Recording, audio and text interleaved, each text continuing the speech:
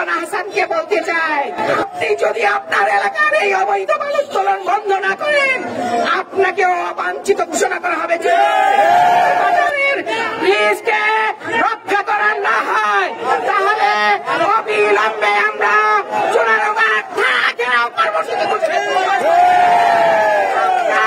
DC office ঘেরাও করব। অনেক মানুষ এখানে এসেছেন। আমি সত্যিকার অর্থে আপনাদের সঙ্গে একাত্ম এবং আপনাদের দাবির সঙ্গে একাত্ম।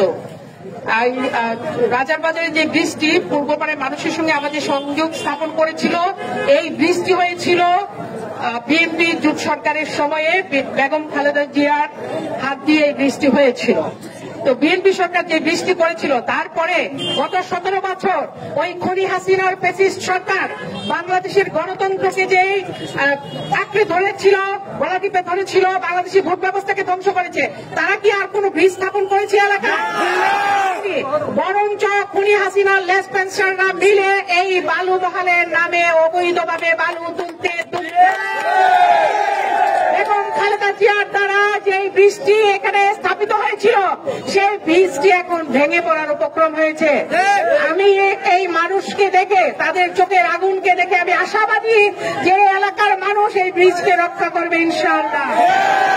পরিষ্কার ভাষায় বলতে চাই, কাদের কাঁধে সোয়ার হয়ে খুনি হাসিনার প্রেতাত্মারা এখনো এখানে বালু উত্তোলন করে যাচ্ছে অবৈধভাবে।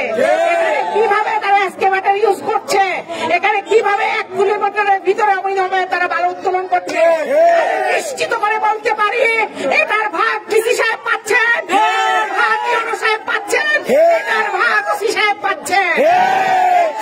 সময় আছে।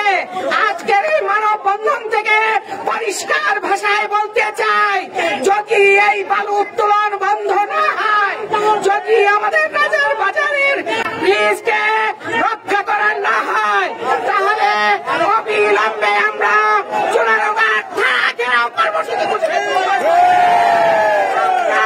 ডিসি অফিস ঘেরাও করব। এই বালু উত্তোলন অবৈধভাবে বন্ধ করতে হবেই হবে।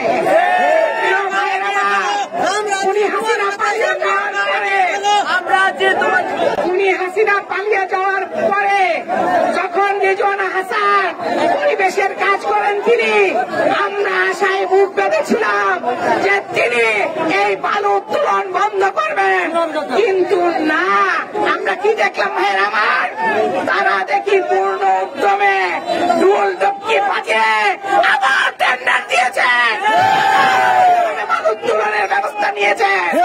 লাল গালিচায় পাড়া দিয়ে বীজ খনন করতে চান, আর এইদিকে অবৈধভাবে আপনার এলাকায় বালু খেকুড়া বালু উত্তোলন করে নিয়ে যাচ্ছে, আপনি সেই দিকে দৃষ্টি দিচ্ছেন না।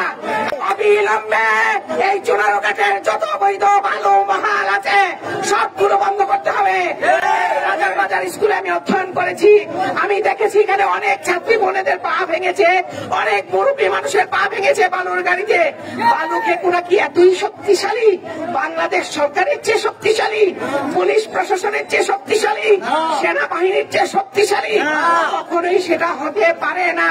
কাজে পরিষ্কার ভাষায় বলতে চাই, এই মানববন্ধন এখানেই থেমে থাকবে না। অচিরে এই গণজোয়ার চুনারুঘাটের ওসি, চুনারুঘাটের থানা আমরা ঘেরাও করব, আমরা ঘেরাও করব। তাদেরকে ব্যবস্থা নিতেই হবে। তারা যদি ব্যবস্থা না নেয়, আমরা সেই কর্মসূচি ঘোষণা করবো এবং আমরা সেটা সফল করবো ইনশাআল্লাহ। আমার ছোট ভাই রিমন যে দাবিগুলো উত্থাপন করেছে, আমি সেই দাবিগুলোর সঙ্গে একমত। এই দাবিগুলো বিবেচনা করে প্রশাসন এগুলো বন্ধের ব্যবস্থা নেবে, সে আশাবাদ ব্যক্ত করছি। এবং আগামী দিনে যদি প্রশাসন ব্যবস্থা না নেয়, যে কর্মসূচিগুলো আসবে, আমি আপনাদের সঙ্গে আছি। যেখানে যেখানে যেতে হয়, যেখানে যেখানে কর্মসূচি আপনারা দিবেন, সেখানে আমাকে পাবেন ইনশাআল্লাহ।